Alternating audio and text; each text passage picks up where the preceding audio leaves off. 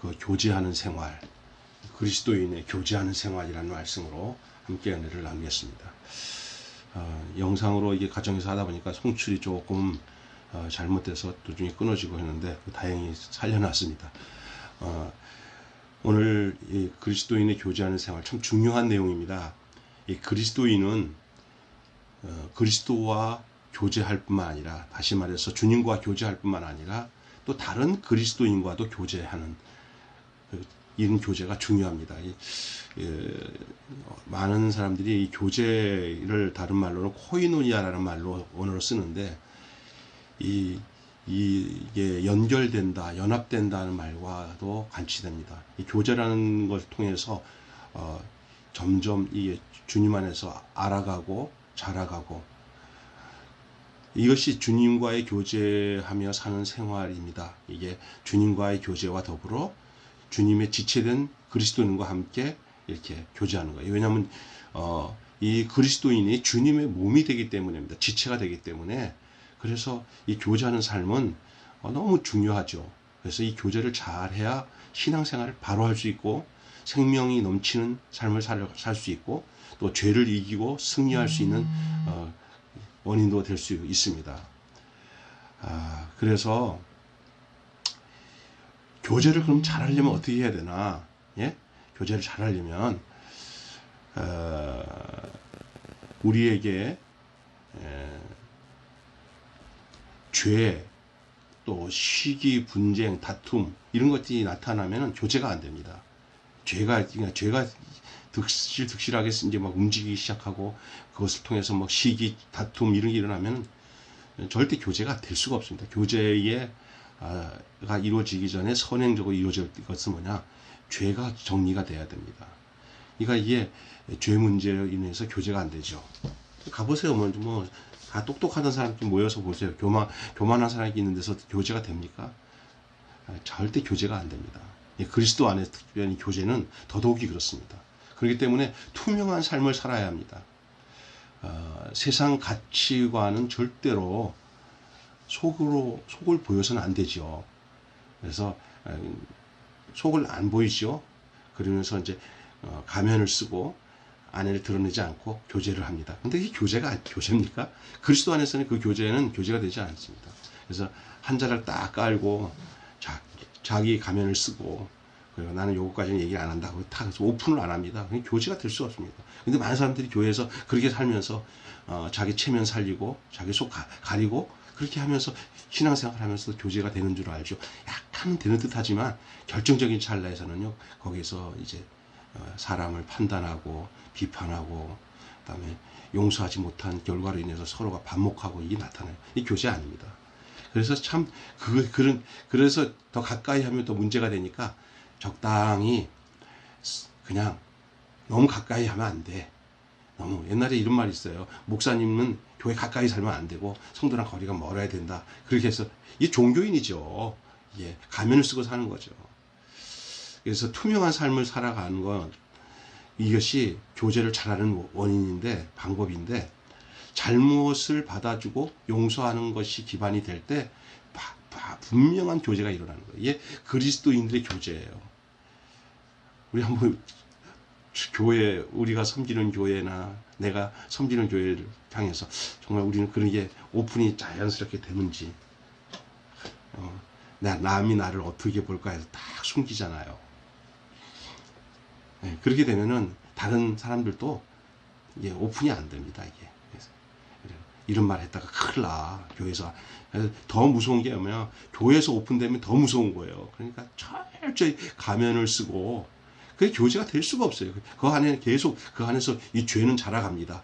숨겨진 그 마음 속에 점점 자기를 안 보고 남만 보고 살아가죠. 그렇게 되려면 교회 생활이 너무 힘든 거죠. 우리 교회 생활을 성경을 많이 읽고 나름대로 도를 닦고 내가 하나님 앞에 개인적인 것 중요해요. 그것도 해야 돼요. 그런데 관계적인 것은 무너지잖아요.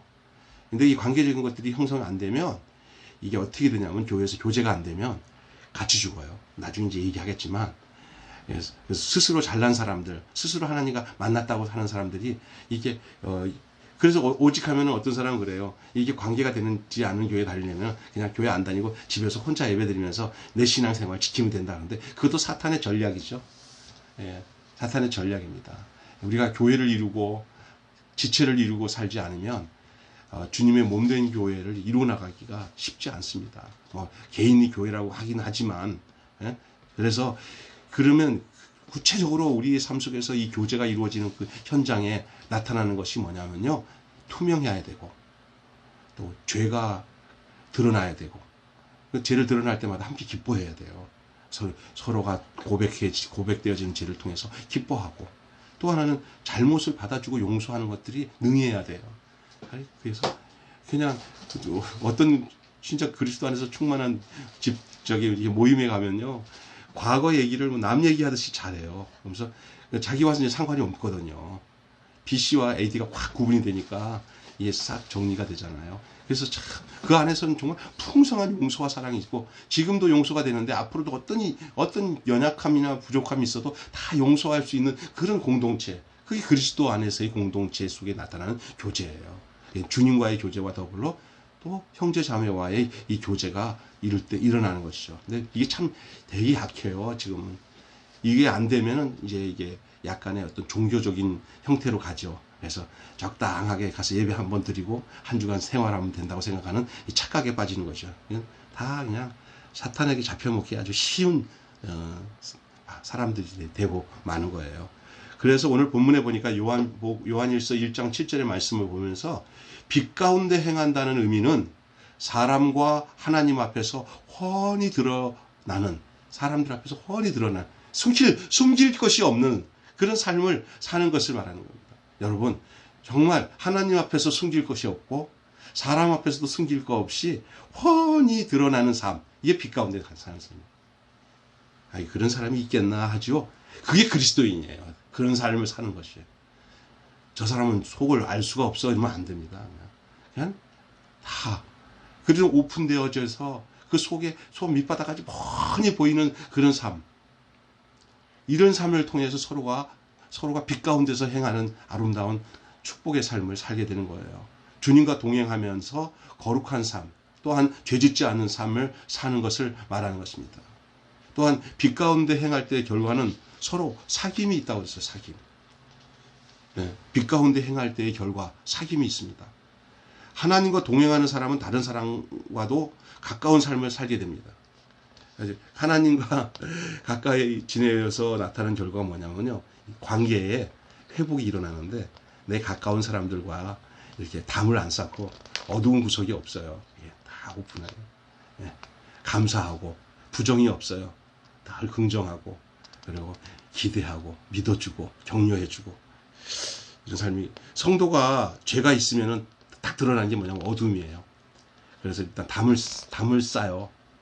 자기부터 담을 싸고 그리고 이렇게 명랑하지는 않습니다. 겉으로도 드러나게 돼 있어요. 어떤 사람 가면 쓰고 겉으로는 명랑한 척하면서 속으로는 어둡게 지내는 사람도 있지만은 그러나 이 그리스도인들은 그렇지 않습니다. 죄가 있으면 어둠이 있어 슬슬 피해 다니죠. 빛이 있는 곳을 피해 다니고 맙니다. 우리가 서로 사귐이 있다는 말은 교회 생활뿐만 아니라 일상생활에도 함께하는 삶을 사는 걸 말하는 거예요. 교회 생활하고는 나머지 일상생활에는 완전히 교회 생활과는 담을 쌓고 살아요. 또 세상 속에 살아서 세상의 일상생활 속에서도 안 믿는 사람과 만나서 교제는 해야 되겠지만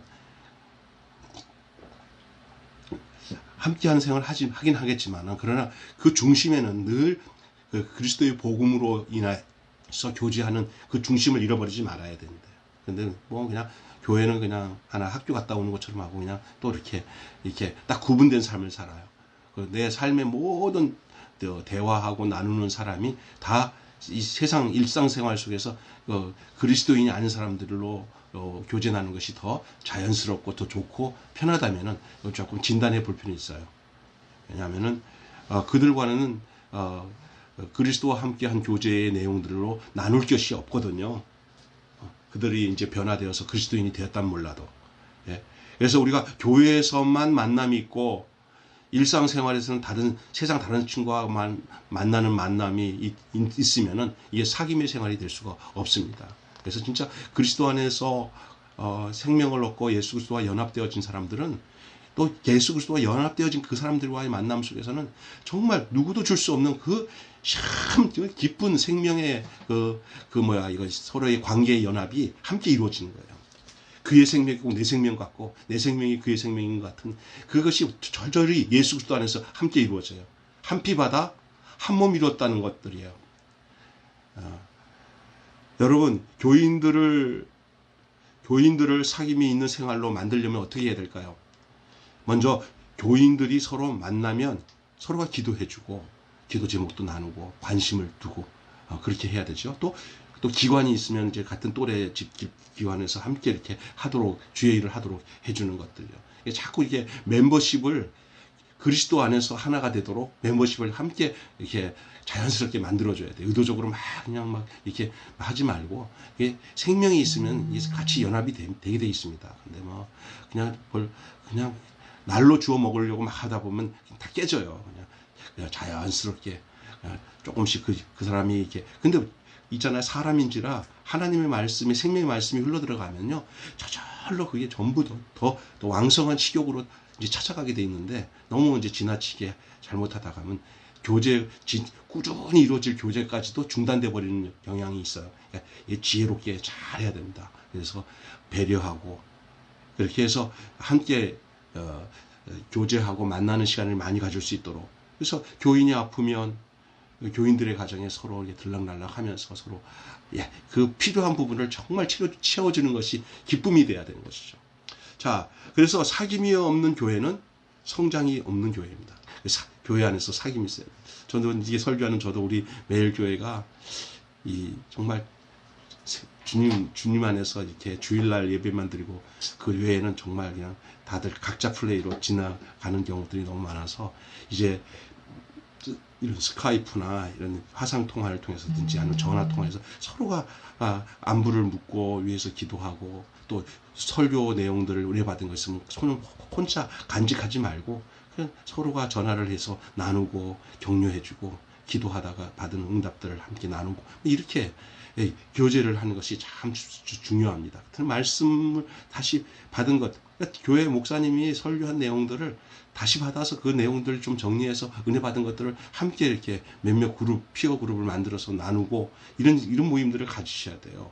이거 이제 가지라고 해서 억지로 가는 게 아니라 하나님께서 그런 마음으로 이끌어 주셔야 되는데 그럴 때 이게 서로가 사는 거예요. 서로가 나도 살고 너도 살고. 그리고 서로 그 생명력 있는 신앙생활을 하게 됩니다. 그래서 그게 이제 교회의 진짜 성장이에요. 건물을 졌다, 돈을 많이 모아놨다, 착한 일을 많이 했다 이게 아닙니다. 이건 2차적인 겁니다. 그는 돼도 안 돼도 상관없어. 제일 먼저 되는 게 바로 생명이 서로 연합이 되어서 서로 말씀 안에서 아름다운 교제가 이루어져야 돼요. 사람은 생각한 것들이 나오게 돼 있어요. 또 마음에 푼 것이 나오는데 우리 안에 주를 품어서 그리스도 안에서 서로 무난하고 교제하는 일들이 풍성해져서 서로가 함께 그리스도 안에서 자라나는 그런 축복이 있기를 주님의 이름으로 축원합니다. 여기 보면 우리도 빛 가운데 행하면이라고 오늘 말씀했어요. 우리도 빛 가운데 행하면. 여러분 이 빛 가운데 행하기 위해서는 내가 먼저 주를 따라야 되죠. 빛 가운데 행하려면 내가 먼저 주를 따라야 됩니다. 주님을 따른다는 말은 주님이 가르치신 것을 배우고 따른다는 얘기예요. 우리는 다른 거를 본받으려고 모인 사람이 아니에요. 이 생명이 주가 되시는 예수 그리스도를 따르는 삶. 예수 그리스도와 연합되어져서 이끌려가는 삶. 그 삶입니다. 그래서 빛 가운데 행하지 않는 자는 실상 어두운 가운데 있는 거예요. 태산을 넘어 험곡에 가도 빛 가운데 걸어가면 주께서 항상 함께 하시기로 약속한 말씀 변치 않네. 하늘의 영광, 하늘의 영광. 찬송이 있잖아요. 그래서 사실 빛 가운데 행하지 않으면 어둠 가운데 있는 거예요. 이건 딱 나눠져 있어요. 빛 가운데 없으면 어둠이에요. 어둠 가운데 있는 사람은 빛 가운데 행할 수가 없어요. 그 어둠이 사라져야 빛이 들어와야 어둠은 사라지는데 빛이 들어오기 전에는 계속 어둠 가운데 있을 수밖에 없어요. 그 요한일서 오늘 1장 6절 말씀 다시 한번 앞절의 거를 한번 읽어보세요. 요한일서 아까 읽은 요한일서 1장 7절 우리가 읽었잖아요. 요한일서 1장 6절을 한번 다시 같이 한 목소리로 읽겠습니다. 6절입니다. 만일 우리가 하나님과 사귐이 있다 하고 어둠에 행하면 거짓말하고 진리를 행치 아니함이거니와. 그렇습니다. 빛 가운데 행하지 않는 자는 실상 어둠 가운데 있는 거예요. 이 어둠은 모든 것을 숨길 수가 있습니다. 그리고 그렇기 때문에 진리를 행치 않고 죄 가운데서 살게 되는 거죠. 여러분, 요한 사도는 늘 이 어둠을 이 빛과 어둠으로 이 진리 안에 사는 것, 또 죄에 대한 문제를 어둠으로 계속 얘기하고 있어요. 죄 가운데 사는 게 어둠이라는 거예요. 그리고 빛 가운데 사는 것이 이제 주께서 주시는 의로움으로 사는 거예요. 의를 행하면. 근데 그거는 예수 안에 있는 것이죠. 예수 그리스도의 피 흘리심과 속죄함으로 인해서 우리가 이제는 빛 가운데 산다. 요한일서는 그렇게 얘기하고 있어요. 사람이 왜 어둠을 좋아할까요? 빛을 절대 좋아하지 않습니다. 천성적으로는요. 그리스도가 우리 안에서 연합이 되어 우리가 생명 가운데 거하기 전에는요, 은근히 우리 안에 자기 의가 있어서 자기 스스로가 의롭다고 생각하는 그 착각 속에서 어둠 가운데 가는 거예요. 이게 어둠 가운데 이 어둠을 예수님은 요한복음 3장 19절 20절에 이렇게 말씀하셨어요. 요한복음 3장 19, 20절 한번 찾아보세요. 요한복음. 직접 이걸 읽어야 돼요. 그러면 그 말씀이 무슨 말씀인지 이해가 됩니다. 요한복음 3장 19절 20절. 여러분 아는 말씀이지만 그래도 찾아서 읽겠습니다. 요한복음 3장 19, 20절. 자, 19, 20절. 그 정죄는 이것이니 곧 빛이 세상에 왔을 때 사람들이 자기 행위가 악함으로 빛보다 어둠을 더 사랑한 것이라. 악을 행하는 자마다 빛을 미워하여 빛으로 오지 아니하나니 이는 그 행위가 드러날까 합니다. 그렇습니다. 사람들이 왜 그러냐? 어둠을 더 사랑합니다. 이게 숨기기를 좋아해요. 오픈 안 하려고 그러죠. 이게 감춰야 자기 체면도 살고 남들이 나를 어떻게 볼까 이런 것이 더 강해요. 대부분 그래요. 여러분 예수를 믿는 사람들 상황에도 이런 성향이 있다면 이거 굉장히 심각한 거예요. 내가 이거 얘기하면 난 못 살아. 얘 죽어. 나는 이거 숨기면서 내가 여기까지 왔는데 그건 드러내야 돼요. 안 드러내면 진정한 교제가 일어날 수가 없어요. 어둠을 더 사랑해요. 그게 무슨 어둠이냐? 어둠이에요. 그리스도의 빛이 오면 다 드러나야 돼요. 그리고 그것이 용서받지 못할 일이 아니에요. 그리스도 안에서는 모든 것이 다 용서가 되거든요. 다 이해가 되거든요. 그때 가능할까요? 그렇지 못한 집단 안에서는 뭐 가능하지 않죠. 그게 참 힘든 거예요. 그래서 교회가 정말 교회다운 교회가 되면은 그게 다 가능해요. 여러분, 그 다음에 자기 행위가 드러날까 두려워함이라 했잖아요. 어두운 사람, 어둠 가운데 행하는 이유가 뭔지아나요? 행위가 드러나면은 난리 나잖아요. 그러니까 행위가 어떤 행위예요? 다 악한 행위니까, 다 드러나니까. 그래서 알아요. 교회 안 가려고 발버둥 치는 이유가 교회가 빛이 있는 곳이니까 교회 가서 자기가 착한 사람 될까봐 겁나서 못 나온 사람도 있다 그러는데 자기 행위가 드러날까 두렵기 때문에 또 다른 사람이 알면 부끄러운 생활이 나에게 있지 않은가 하는 이런 걸 물어볼 수가 있어요. 자기에게. 다른 사람이 알면은 내가 내 부끄러움을 알면 다른 사람이 어떻게 생각할까? 뭐 이런 생각이. 다 자기같이 생각해요. 자기가 다른 사람을 그런 게 있으면 용서 못하는 사람들이 자기 죄를 데리려면 큰일 나지. 안 되지. 그 사람, 다른 사람 용서 못해요. 그러니까 자기 죄도 못 드러내는 거예요. 왜? 자기 기준으로 모든 걸 보기 때문에. 여러분, 학생들이 음란서적 가지고 있으면 그 방에, 자기 방에 누구도 못 들어오게 해요. 왜요? 그거 난리 나잖아요. 그러니까 막 엄마도 못 들어오게 탁 문 잠가놓고 그러잖아요. 야동 보다가, 아이들 문 안 열어 그러면 막 안 열잖아요. 그러면 다 그런 것 때문에 그런 거잖아요. 그러니까 이 더럽고 추한 것이 있으면 이게 꺼리게 돼 있어요. 이게 어둠 가운데 있으면 이게 다 들통날 것이에요. 다. 그러니까. 그러나 빛 가운데 행하는 사람의 실상은 자기 형제 자매를 사랑합니다. 환히 드러나니까요. 어떨 때는 그 부족한 것들도 그냥 여러분 용서받고 그냥 그 부족한 것이 드러나면서 그렇게 사는 게 행복하지, 완벽하겠다고 하면서 숨기고 난 뒤에 속에는 다 있는데 그 드러내줘야, 그런 약점들을 다 드러내서 자기도 용서를 받아야 다른 사람들의 그 부족한 것들을 다 이해하게 돼요. 왜 자꾸만 이렇게 그런지 아세요? 이렇게 잣대를 재고 따지는 사람들이 대부분요, 자기 속에 방귀 낀 놈이 소리도 친다고 더 그런 거예요. 원만한 이해와 평화가, 용서를 경험한 사람은 다른 사람이 용서하는 것도 내가 너희를 용서한 것 같이 너희도 서로 용서하라는 것이 자기 안에서 그냥 저절로 이루어져요. 그것이 될 때 진정한 교제가 이루어진다니까요. 숨기고 있는 것들 그거 다 드러내는 그런 공동체가 돼야 돼요. 뭐 용서 못 받을 게 아니, 그리고 그 사람이 감당을 못해서 그 용서를 못 해주면 이해를 못했다고, 난 그런 줄 몰랐는데 그 사람이 그런 얘기 했더니 나 안 그런 줄 알았더니 시험 들었어. 이건 난 굉장히 거룩한 사람이다 했더니 과거에 뭐 그런 사람이었대. 부담스럽네. 뭐 이러면 그 사람도 그걸 통해서 꿀떡꿀떡 넘어가서 자기도 이제는, 그래서 이런 거예요. 어떤 모임이 있을 때 오픈하는 사람이 다른 사람들이 다 오픈하지 않는 분위기에서 오픈하기가 힘든 분위기면 참 그 사람은 참 신앙생활이 어려운 거예요. 모두가 다 오픈하니까 그 사람도 숨어서 결국은 아이고 나도 언젠가 오픈해야 되겠네 하는 분위기가 되면은 그곳에는 훤히 드러나는 그런 교제생활. 그게요, 혈관이 뚫려서 이제 순환이 확 되는 게 되는 거예요. 막혔던 것이 뚫어지는 거예요. 이게 돼야 그리스도 안에서 건강하고 온전한 그런 신앙생활이 이 교제의 삶을 통해서 이루어지는데, 오늘 빛 가운데 행하는 삶이 바로 이거고 어두운 가운데 행하는 것이 이것이다 라고 요한은 이렇게 얘기하고 있는 것이에요. 빛 가운데 행하는 자의 실상은 자기 형제 자매를 사랑하며 삽니다. 요한일서 2장 10절 한번 보시면, 요한일서 2장 10절을 제가 읽어드릴게요. 자, 말하되, 요한일서입니다. 요한일서 2장 10절,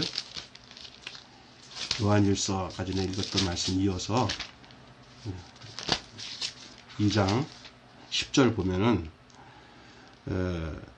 그의 형제를 사랑하는 자는 빛 가운데 거하여 자기 속에 꺼리겸이 없으나, 이렇게 얘기하고 있습니다. 사랑하는 삶이 없다면 빛 가운데로 사는 삶은 없습니다. 빛은 곧 사랑입니다. 그래서 빛 가운데 행한 증거가 뭐냐? 사랑하는 거예요. 또 저 사람이 빛 가운데 행한다 그러면 사랑하는 삶이 있으면 이 빛은 모든 것을 다 용납을 해요. 모든 것을 다 드러내면서도 정죄하지 않습니다. 정죄하는 것은 빛 가운데 없는 거예요. 그 모든 것을 예수의 피로 같이 씻음을 받고 용서를 받는 기쁨과 즐거움에 머물게 되는 거예요. 여러분의 그 교제의 삶 속에, 그리고 말씀을 나누고 은혜를 나누는 삶 속에 이런 역사가 있죠. 이런 역사가 있어야 되는 것입니다.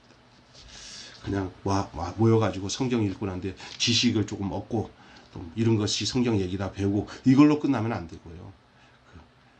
이런 오픈, 이런 나눔이 진정이 있어서 울기도 하고 웃기도 하고 해야 되죠. 그래서 1번서부터 오늘 4번까지 여기 앞에 얘기했던 부분은 다 내 자신이 먼저 빛 가운데 서라는 말씀이고요. 이제부터 보세요. 우리가 서로 사귐이 있고 라고 오늘 7절에 얘기하잖아요. 우리가 서로 사귐이 있고, 이것은 우리는 먼저 하나님, 또 예수님, 또 믿는 성도들과 사귐을 가져야 됩니다. 하나님과 사귐을 갖고, 또 예수님과 사귐을 갖고, 또 믿는 자와 사귐을 갖고. 요한일서 1장 여러분 3절 한번 읽어보세요. 자, 요한일서 3절. 자, 이 한 절에 다 나와요. 자, 사귐이 어떤 구조로 이루어져야 되는지. 자, 교제가 시작. 우리가 보고 들은 바를 너희에게도 전하면 너희로 우리와 사귐이 있게 하려 함이니 이는 우리의 사귐은 아버지와 그 아들 예수 그리스도와 더불어 누림이라. 먼저 우리의 사귐이 어디서 근거가 되냐? 아버지와 아들과의 사귐 속에서 나타나선 또 너와 우리 사이의 사귐이 이루어진 거다라고 요한 사도가 얘기하고 있는 말씀이잖아요. 자, 이렇게 믿는 자들이 서로 교제를 나누고 행할 때 먼저 강해질 수가 있는 거예요. 징기스칸이 다음과 같은 유언을 남겼어요. 잘 들어보세요.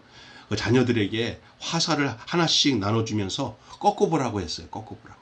하나씩 나눠줘. 그랬더니 그 자녀들이 모두 다 꺾어서 그냥 시키시키 다 꺾었어요.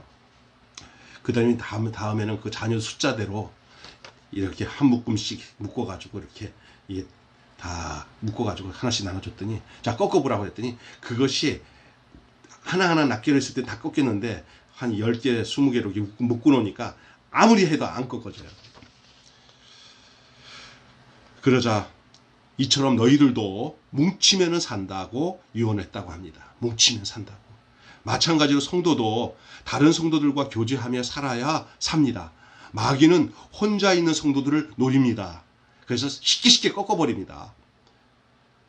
그래서 쉽게 낙심하고 우울증 걸리고 병들고 좌절하고 꺾어져 버립니다. 그러나 이게 함께 교제를 하면 약한 사람이 강한 사람에게 붙어 있기 때문에, 또 서로 힘을 합치기 때문에 꺾으려도 꺾을 수가 없는 줄로 믿습니다. 절대로 혼자 있으면 시험이 옵니다. 그런데 교제를 나누고 하나가 되고 연합이 되면 어떻게 됩니까? 안 꺾여요. 왜 아담과 하와, 특별히 이브가 왜 꺾였습니까? 남편이랑 같이 있었으면 안 당했을 거예요. 남편이 다 이미 먼저 들었기 때문에. 남편 없이 홀로 다니다 유혹당해가지고 꺾이지 않았습니까? 홀로 다니면 꺾입니다. 주님과 다른 믿는 자들과 함께 하는, 그러니까 우리가 이 세상에서 안 꺾이려면 누구랑 같이 있어야 되냐면 특별히 주님. 하와에게 아담이 있었으면 꺾였겠습니까? 아담도 나중에 하와한테 꼬임 당했고 선악과 먹었지만 같이 있었으면 안 당하죠. 예?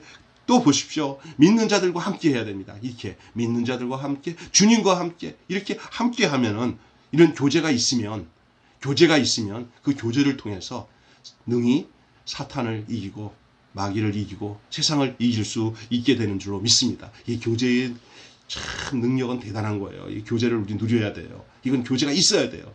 이 교제 안에 어둠이 없어요. 이 교제 안에 빛이 있어요. 용서가 있고요. 힘이 있고 강해질 수 있어요. 이게 참 중요합니다. 교제의 목적이 뭡니까? 자, 히브리서 10장 24절과 25절에 보면 서로 돌아보아 사랑과 선행을 격려하며 모이기를 피하는 어떤 사람들의 습관과 같이 하지 말고 오직 권하여 그날이 가까운 볼수록 더욱 그리하라 라고 말씀합니다. 여러분, 교제의 목적은 첫째는 서로 돌아보라는 거예요. 돌아보는 거예요. 여러분, 교제가 있기 전에 돌아보는 일이 먼저 해야 돼요. 사람을 어떻게 만남을 초청하는데 돌아보는 일 하나도 안 하다가 오라고 그러면 별로 안 좋아요. 미리 이렇게 살펴보고 돌보고 이러다가 그것이 자주 이제 쌓이게 되면은 어떤 모임에 이렇게 초청을 하게 되면 자연스럽게 안 그래도 가려고 그랬어요. 그렇게 모이는 거죠. 서로 돌아본다는 것은 상대방의 형편을 자세히 살펴볼 필요가 있는 거죠. 그리고 또 알아보는 거예요.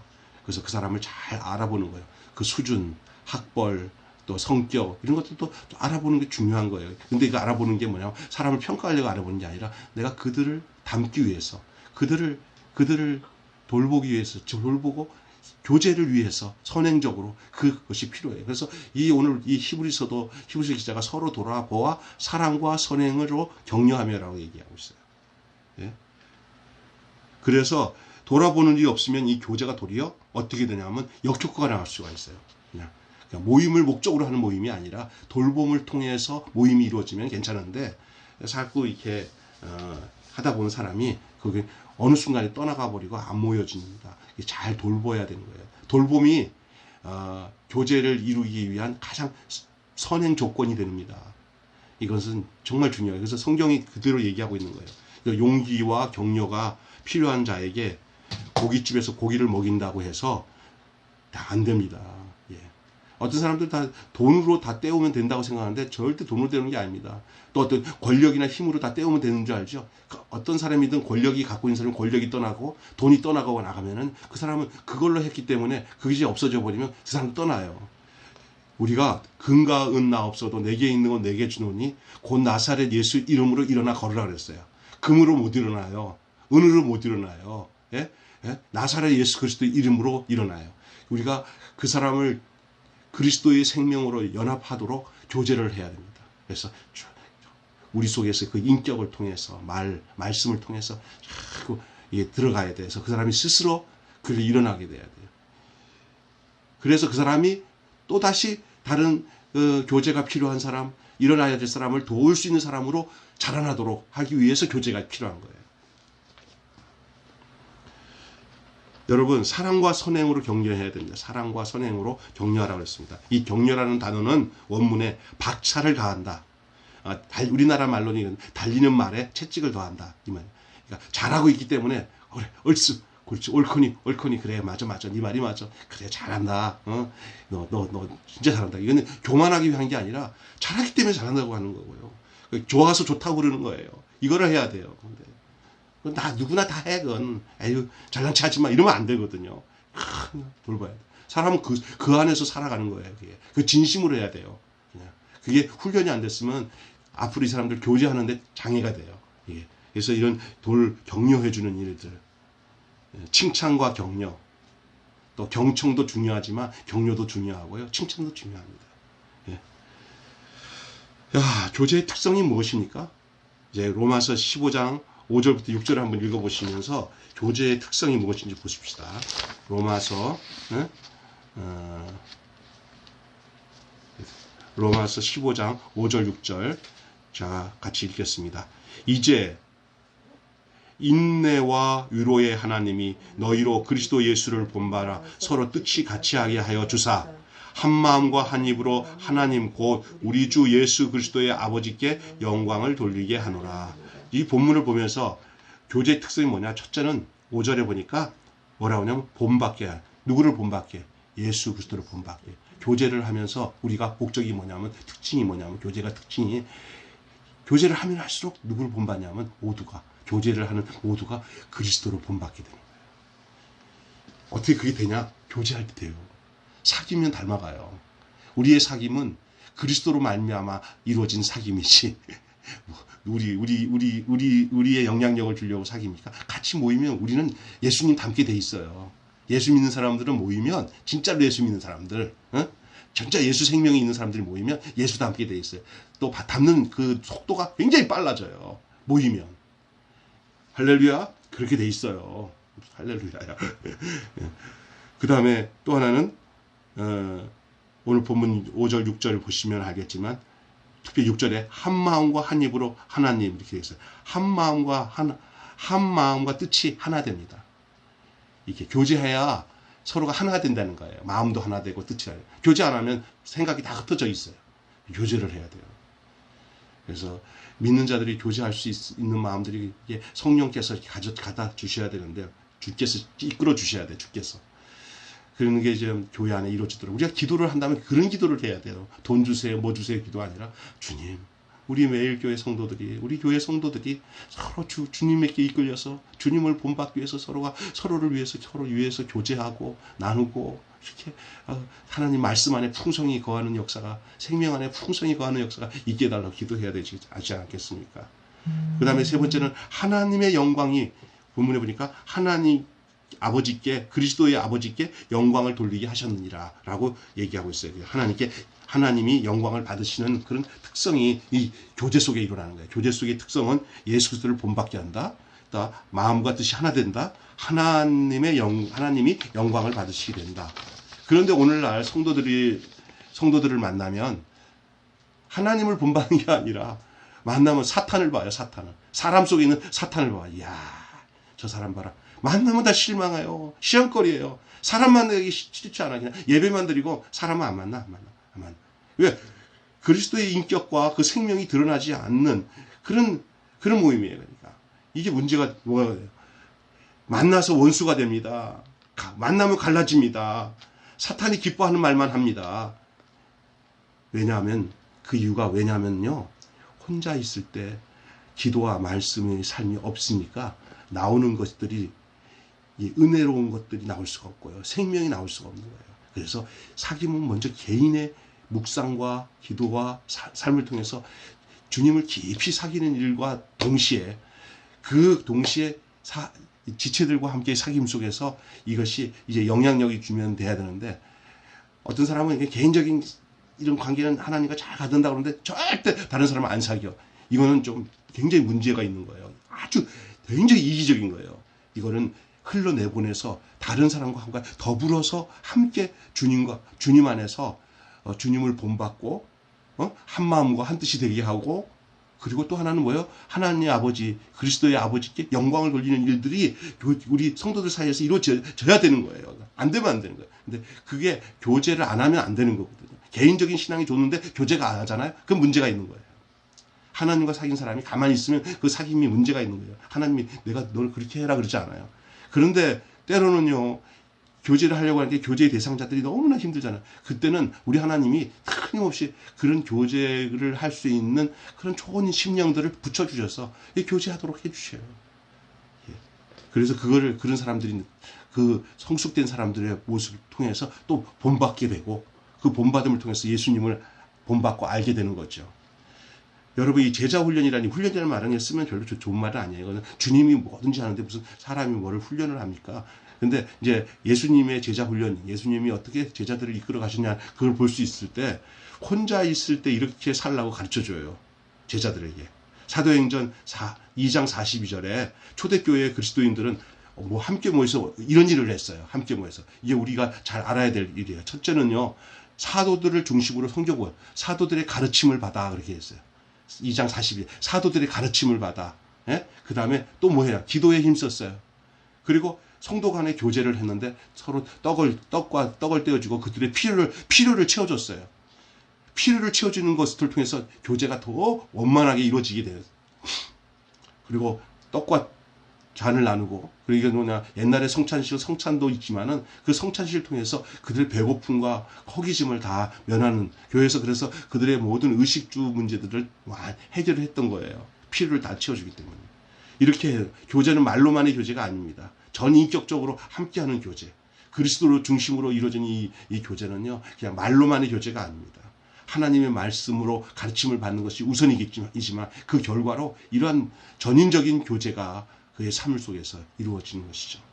우리는 주를 경외하고 말씀을 순종하는 그런 사람을 친구로 삼아야 돼요. 그래서 찬송가 중에 내 친구를 삼가 잘 선택하고라는 말을 해요. 맞아요. 내 친구가 어떤 사람이냐가 중요해요. 사람은 누구와 함께 하느냐가 그 사람의 인격을 좌우하게 됩니다. 그래서 교제의 대상은 성도들의 삶에 매우 중요해요.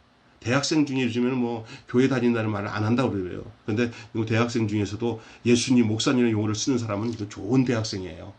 그리고 우리가 사귀는 때, 이게 뭐냐면은 그 사람을 보면은, 그 친구를 보면 그 사람을 아는 게 당연한 것이죠. 그러니까 친구 선택을 잘 선택하라는 이 내용이 돈 많은 애, 뭐 잘생긴 사람, 뭐 이쁜 여자, 그 사귀라는 게 아니에요. 그 안에 그 예수가 있는 사람, 생명이 있는 사람, 그런 사람들을 친구로 삼아서 그들과 함께 교제를 나누면 그 안에서 엄청난 그 시너지 효과가, 영적인 시너지 효과가 나오는 거예요. 그 사람이 거룩하게 살지 않고 막 힘들게 사는데 믿음 좋은 형제들과 함께 그룹이 돼가지고 교제 나누고 말씀 나눠줘봐요. 밤새도록 피곤하지 않고 막 은혜가 되고 막 기쁨이 되잖아요. 자, 10번은 그리스도의 피가 내 안에서 나를, 우리가 이걸 보기 전에 그 아들 예수의 피가 깨끗게 하실 것이요 라고 이 7절에 얘기하잖아요. 그러니까 그리스도의 피가 내 안에서 나를 깨끗해 해주고 하나님을 섬기게 해줍니다. 자, 하나님을 섬기게 하는 그 능력은 어디서 오냐? 나를 깨끗게 해주신 예수의 피가. 예?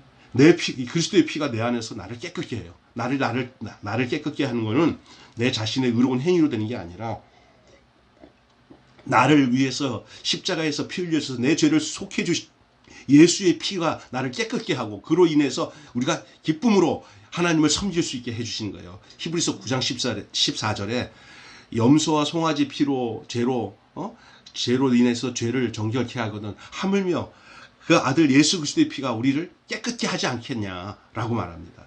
왜냐하면 감사한 마음과 용기가 이 속죄의 은혜 속에서 일어나는 거예요. 속죄. 나 같은 죄인도, 나 같은 이 정말 버림받을 마땅한 나도 예수께서 나를 버리지 않으시고 용서하시고 죄 씻어주셨으니 내가 이 은혜를 어떻게 보답할까 하는 그런 감사와 그런 헌신이 그 안에서 나오게 되는 거예요.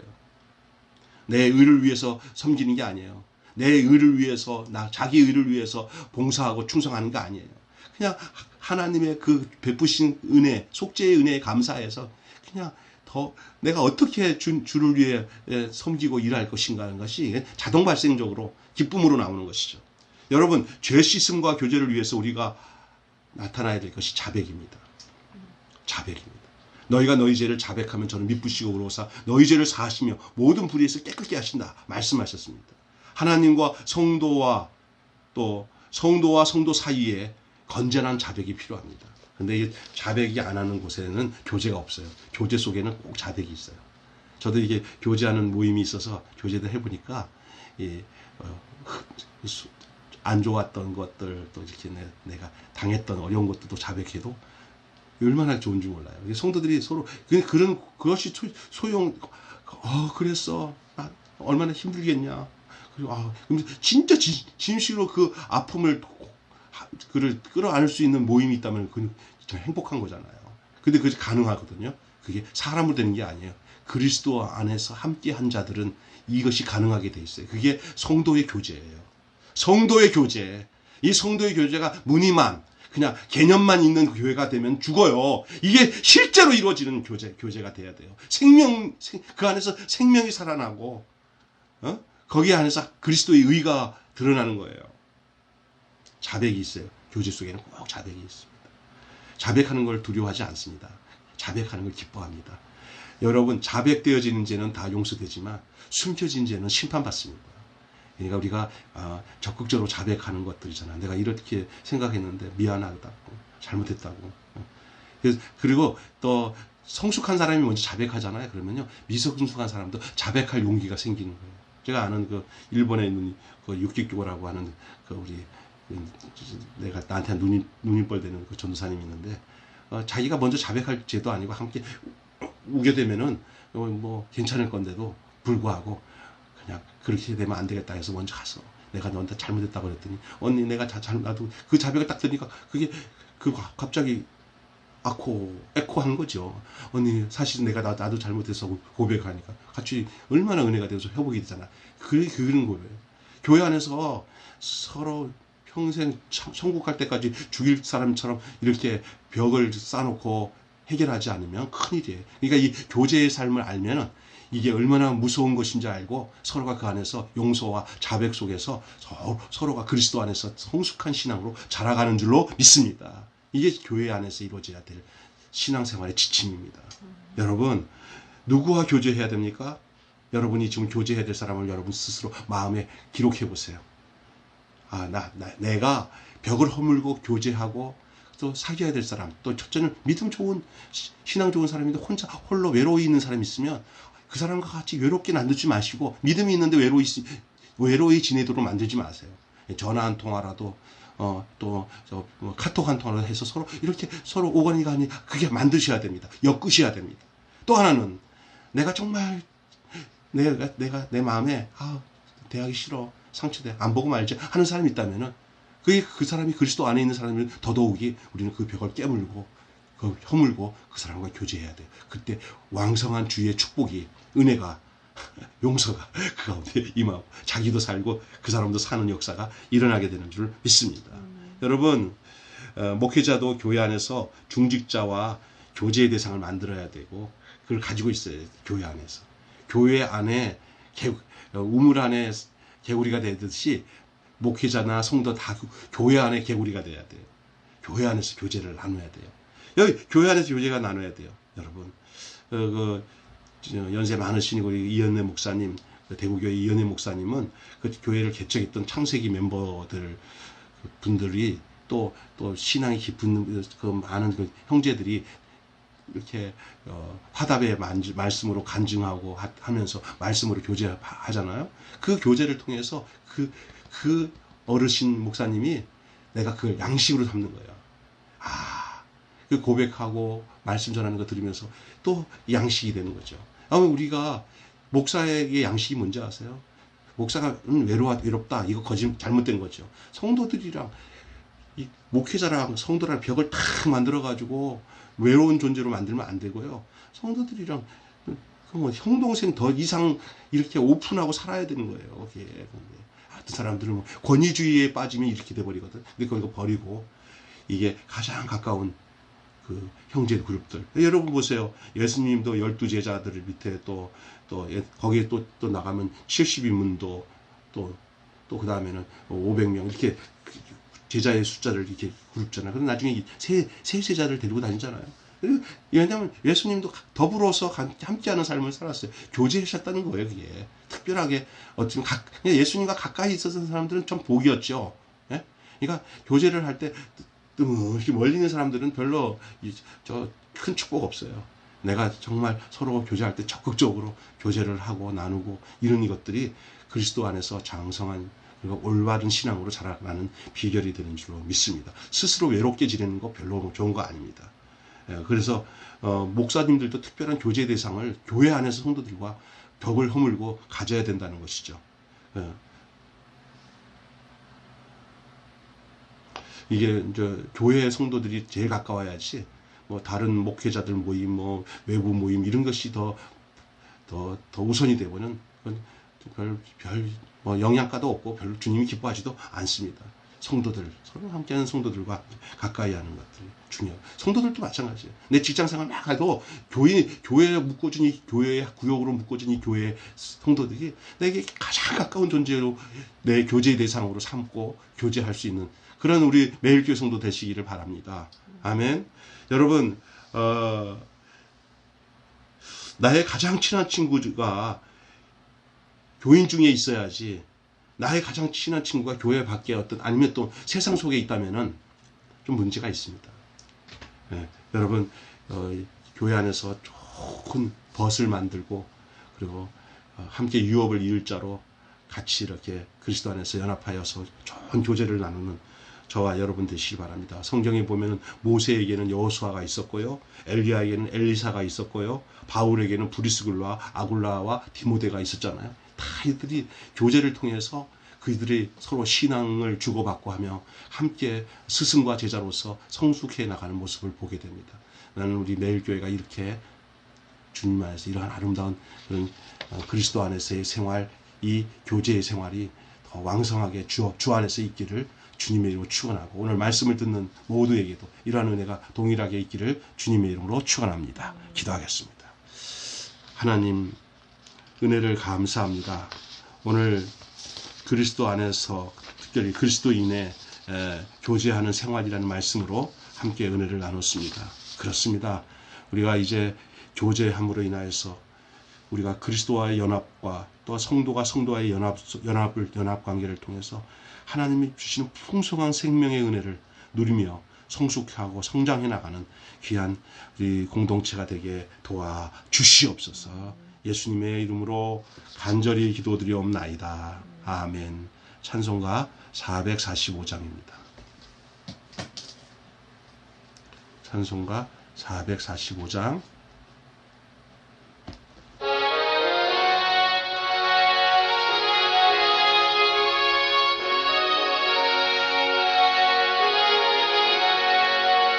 대산을 넘어 험곡에 가도 빛 가운데로 걸어가며 주께서 항상 지키시기로 약속한 말씀 변치 않네.